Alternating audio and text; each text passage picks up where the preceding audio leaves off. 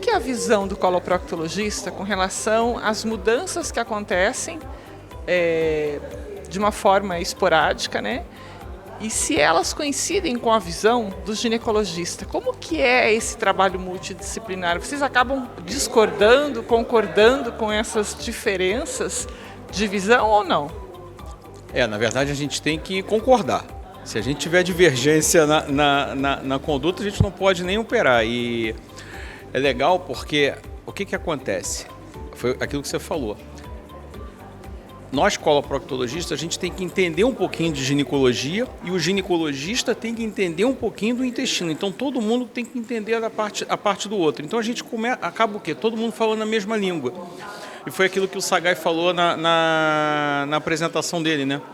Que no primeiro, há 10 anos atrás, a gente fazia uma coisa. 10 anos depois, a gente está vindo aqui e está falando para fazer totalmente diferente do que a gente fazia. Então, o que está acontecendo? A gente está conhecendo mais a doença, a gente hoje tem mais tecnologia de fazer o diagnóstico da doença e a gente tem mais tecnologia para fazer a cirurgia da doença.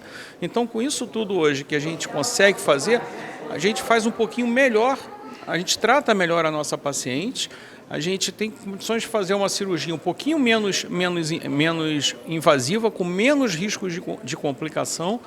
Tá? Então, a nossa paciente é melhor tratada do que era antes. E é isso. E por que isso? Porque a gente hoje tem time.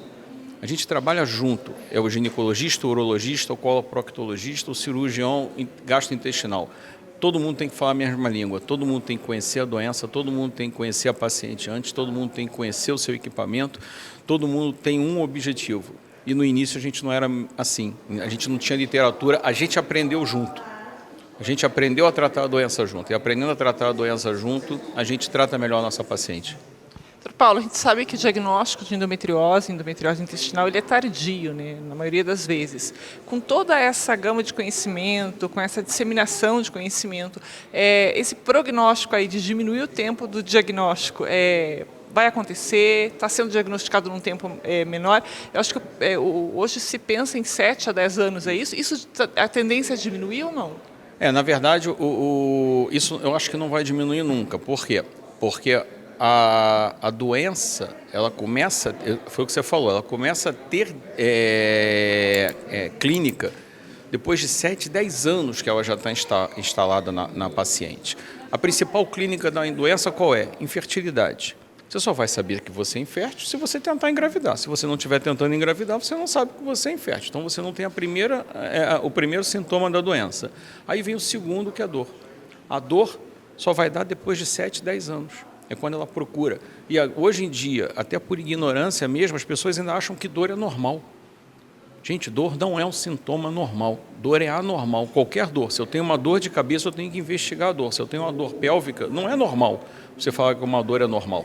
Então, você tem que investigar. Só que quando você tem um sintoma da dor, foi aquilo que você falou. A doença já tem 7 anos de evolução, no mínimo. Aí você já tem uma doença profunda que você precisa de uma equipe maior para tratar. Bom, já teve em Florianópolis, segunda edição em Brasília, quer dizer, primeiro indo Brasília, né?